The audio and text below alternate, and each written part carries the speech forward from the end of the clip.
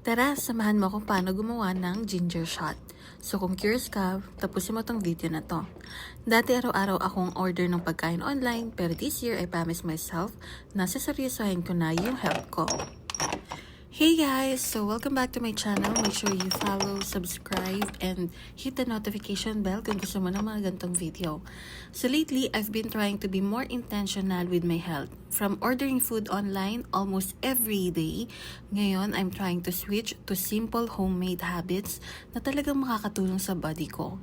One of the easiest things to do or to add sa my routine ko is ginger shot. Super simple lang, few ingredients, but ang dami niyang benefits for digestion, immunity, and overall health. So in this video, I'll show you why ginger shots are so powerful, the health benefits, and exactly how I prepare mine using just a blender and yung mga ginger shots bottle natin. And yung mga ingredients like the lemon, the orange, the ginger, turmeric. So, i-cover natin lahat yan sa video na to. So, make sure na mag-subscribe, follow, and like, and hit the notification bell kung gusto mo ng mga ganitong video. Ito yung mga kailangan i-prepare. So, meron tayong 12 na bottles. So, bote talaga siya, guys. 12 na bottles for ginger shot. And, kasama na dito yung embudo niya. And, meron tayong turmeric. Turmeric to. This one is 54 pesos. Yung ganito karami, 54 pesos na siya. Ayan.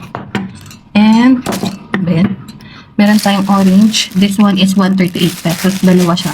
Dalawa na. Seedless to, guys. Seedless. And, lemon. Lemon is 35 pesos each. Meron tayong luya or ginger. 65 pesos. And, carrots. 60 pesos. Dalawa na. So, ayan yung mga ingredients natin para sa ating ginger shot. And of course, yung blender natin. And water. So, ayan na natin siya. Hugasan ko muna. After ko hugasan, tsaka ko siya hihiwain. Okay, let's go. So, while nagpe-prepare tayo ng mga ingredients natin, babalatan natin yung mga carrots and all ingredients, and hihiwain natin siya sa maliliit na pieces para hindi mahirapan ang blender. So, first, ano nga ba muna ang ginger shot? Basically, ang ginger shot ay isang concentrated drink made from fresh ingredients. Hindi siya iniinom na parang juice na isang baso agad. Usually, isang maliit na shot lang siya na ilalagay sa jar. Kung makikita niyo sa video na to, meron tayong 12 pieces of jar. Maliliit lang yan na iinumin natin or iinumin mo araw-araw. So, 1 shot per day. Kaya siya tinawag na shot kasi maliit lang yung amount pero concentrated yung ingredients. Maraming tao ang umiinom nito sa morning, before meals, or kapag feeling nila kailangan nila ng health boost. So ako, iniinom ko siya every morning, empty stomach. Next naman, ano nga ba ang mga benefits ng ginger shot na to? Benefits ng bawat ingredients na meron tayo. So first, ginger, digestion at anti-inflammation. Yung first ingredient na yan na ginger, ang ginger kilala sa pag-help sa digestion, pag-reduce ng bloating, pag-relieve ng stomach discomfort. Meron din siyang anti-inflammatory properties, meaning nakakatulong siya mag-reduce ng inflammation sa katawan. Kapag mataas ang inflammation sa katawan, pwede din itong maka-affect sa skin issues like acne. So ang ginger can help support better digestion and healthier skin. Pangalawa naman is lemon. Lemon is nakakatulong for immunity at skin health. Ang lemon mataas sa vitamin C, which is very important para sa immune system, pag-fight ng infection, at pag-produce ng collagen. Ang collagen importante para sa healthy at firm na skin. Vitamin C na din si lemon. And nakakatulong siya sa skin brightening at pag-fade ng acne marks. Pangatlo naman is turmeric. Meron siyang anti-inflammatory at anti-acne din. Ang turmeric, kilala siya sa pagiging powerful anti-inflammatory ingredients. Meron itong compound na tinatawag na curcumin. Ang curcumin ay nakakatulong makapag-reduce ng inflammation, makapag-support ng immune system, ng health, and pwede niya rin mapakalma yung acne inflammation. Kaya madalas ginagamit ang turmeric sa skincare at wellness drink. Next naman natin is carrot. Si carrot, meron siyang skin glow at vitamin A ingredients. Ang carrot, rich siya sa beta-carotene, which the body converts into vitamin A. Si vitamin A naman ay importante para sa skin cell renewal, makapag-maintain ng healthy skin, at makapag-prevent ng clogged pores.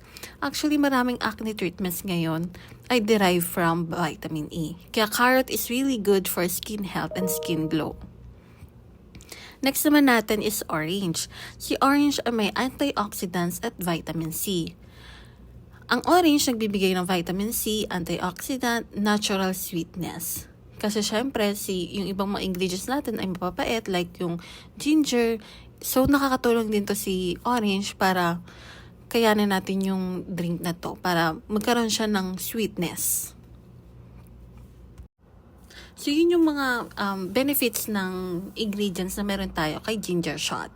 And honestly, for me, kaya ko siya gustong itaray. Kasi this 2026, gusto ko maging healthy.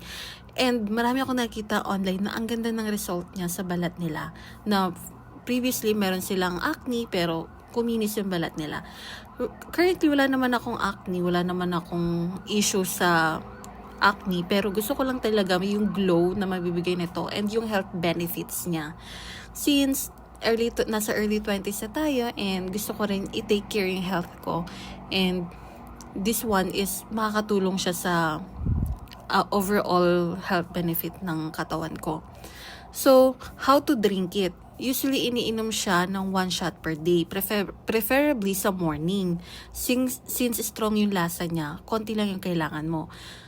And kapag regular mo tong dinrink, nakasupport siya sa digestion, immunity, at sa skin health. And para naman sa mga ginger shot, yung mga bottles na nakikita nyo dyan sa video, ililink ko na lang sa description or anywhere below yung pinag-orderan ko. Yan yung pinaka-affordable na nakita ko online na maganda kasi bottle talaga siya. Glass siya, hindi siya plastic. And huwag kayong gagamit kayo ng plastic. Dapat bottle talaga. Yung glass talaga siya. So if makita nyo, natapos ko ng tanggalan ng balat yung mga ingredients natin. And kailangan na lang siyang hiwain into small pieces para hindi mahirapan yung blender natin and ma-extract yung juice. And after mong mahiwa lahat yan, ilalagay mo na siya sa blender. So, lagay mo siya mga 1 minute to 2 minutes pag nakikita mong nadurog na lahat ng pieces. And after nun, i-strain mo lang siya. Dapat ang maiiwan na lang is mga juices. Or yung liquid na lang na pwede mong ilagay dun sa mga bottles. And kung nakatulong sa iyo itong video na to, and so far, andito ka pa rin, tinatapos mo ang video na to, and nagustuhan mo ang video na to, make sure na mag-subscribe, follow, hit the notification bell para sa more future videos, and if meron kayong suggestion, ano yung mga gusto nyong gawin nating video, meron kayong comment, challenge, just comment below, itatry natin gawin yan next. Okay, para sa Healthier 2026, make sure na mag-subscribe kayo and hit the notification bell. And ayan, tapos na tayong maghiwa, i-blender na natin siya. So, ilalagay lang natin lahat ng ingredients na ginawa natin. So, nag-start ako sa mga hard na ingredients. Yun yung nilagay ko sa bandang baba. And sa taas naman, yung orange at yung lemon. Since sila yung medyo mabilis lang i-blend. Kaya sa taas ko sila nilagay para ang maunang ma-blend yung matitikas. At talagang ma-extract yung mga juices sa mga carrots, sa ginger, sa turmeric. So, yan yung mga matitigas na ingredients. And lalagyan lang siya natin ng konting water lang para lang umikot yung blender. Kasi mas gusto natin na more on juices from the ingredients. Kaya hindi natin kailangan ng maraming water. So, ayan, i-click lang natin yung on button. So, i-blend lang natin siya siguro mga 1 to 2 minutes or until madurog yung mga ingredients and makita mong juices na siya.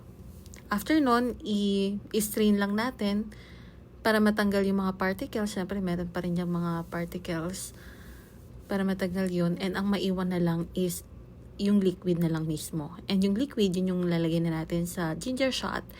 And yun yung iinumin every day. So if you have question regarding sa pag-prepare ng ginger shots or anything, just comment lang below. And disclaimer lang pala, I'm not a doctor, I'm not a nutritionist. Sinishare ko lang sa inyo yung experience ko or yung mga na-research ko about this ginger shot. So, if you need to start this drink as well, just make sure na mag-ask kayo sa doctor nyo kung pregnant ka, kung meron kang pre-existing condition, and gusto mo tong i-start, make sure lang na consult your doctor first. Okay? Because I believe this is not for everyone. Pero kung wala ka namang health condition and pretty healthy ka naman, I think you can start this. But consult your doctor first. Kasi iniinom pa rin yan. Okay, so tapos na tayo sa ating ginger shot. Make sure to subscribe, follow, and hit the notification bell for more videos like this. And comment lang kayo guys kung meron pa kayong gustong ipagawa. And make sure mag-follow kayo kasi may gagawin pa tayong next video which is how I prepare my high-protein overnight oatmeal. Yun lang. Adios! Thank you for watching.